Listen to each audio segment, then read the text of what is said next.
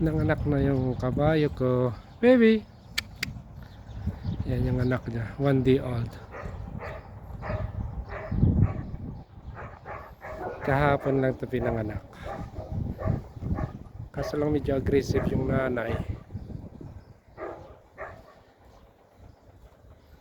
Medyo lang. Nangangagat yung nanay. Overprotected siya sa anak niya. Pero mahawakan mo naman to yung anak niya. Alatol touch ha? Sabi ko palagi niya daw itatouch yung ito, nangangagat yung nanay.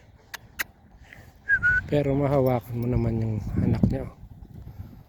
Okay lang naman nahawakan.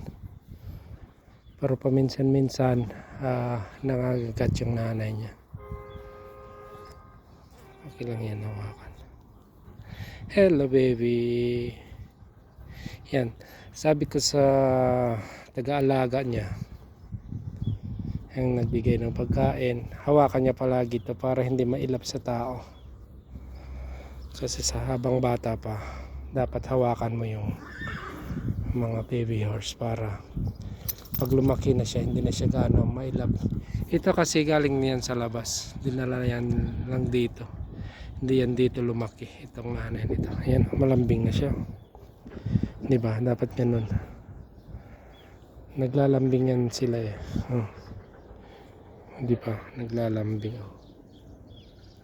Naglalambing na yan. Yan, naglalambing na. Yan, dapat hawakan mo. Pero yung nanay niya, medyo aggressive.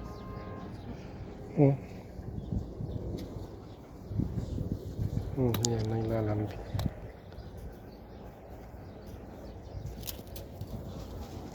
Hello. Come. Come. Paturuan mo siya na marunong lumapit. Ayan, di ba? Turuan mo siya kung makipaglaro sa iyo. Ayan. Shh.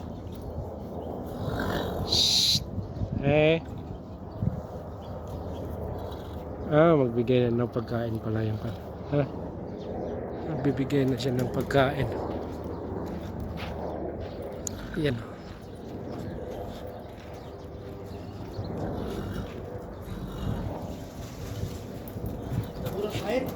Ay, wajib.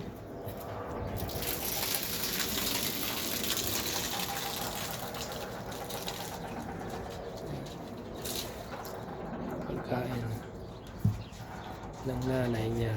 Yan yung hay nets. Nilalagyan ng pagkain. Ang damo. Nakabitin. Yung anak niya. Tapos shaherian.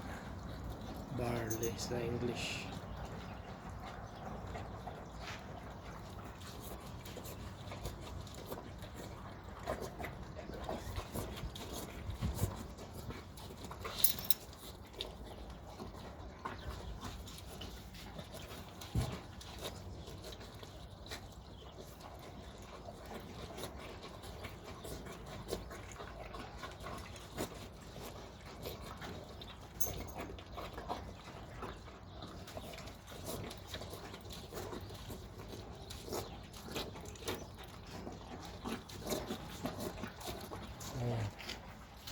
Hindi pa kumakain yung bata niya, yung baby horse niya, kasi kan pa lang 1 day old.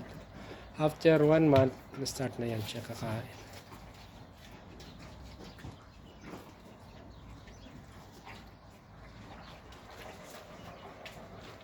Okay, thank you for watching. To God be the glory. Peace, love, not war. Bye bye.